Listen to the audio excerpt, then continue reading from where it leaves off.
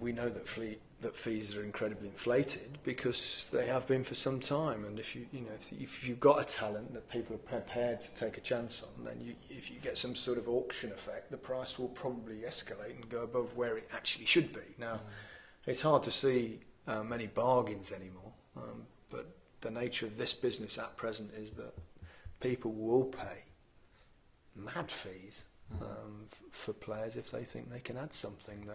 But obviously at times we see players that don't do justice to that transfer fee, and that may or may not happen. So, but when big players, and perhaps because we're in England and all clubs do want some English players. Well, there are regulations as well. Therefore, the regulations as well, that you've got to have so many in your squad. It also means that it probably pushes up the price, like 20-30%, whatever, than they would play for a similar player, similar stature from another country. So there's a degree of that. But how do you justify fees nowadays?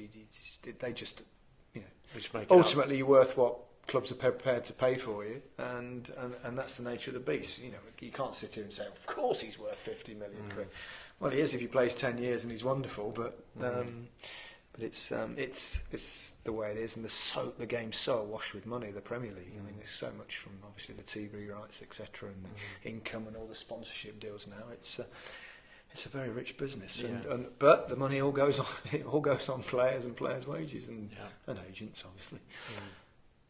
Yeah, I think probably where it all gets a bit out of kilter, or not out of kilter, but I think where the question marks get raised, where you get someone like Sanchez, 30 million, roughly, Suarez, 30 million, and then they go Raheem Sterling, 50 million, and it's just that massive jump. Well, you've got to remember that I think Barcelona paid considerably more than when he went in circumstances. But you're going to get players like Sanchez came in that you couldn't really get in the Barcelona first team that free. He wasn't always in the first team. He played quite a bit, but the reason that he was allowed to go was that they obviously felt Neymar was better. Yeah. So and Arsenal took the plunge and they've got themselves a wonderful player. There's no question about it. Suarez, he'd only been playing. He's in the Dutch league. We all knew he had talent, but I think he surprised a lot of people.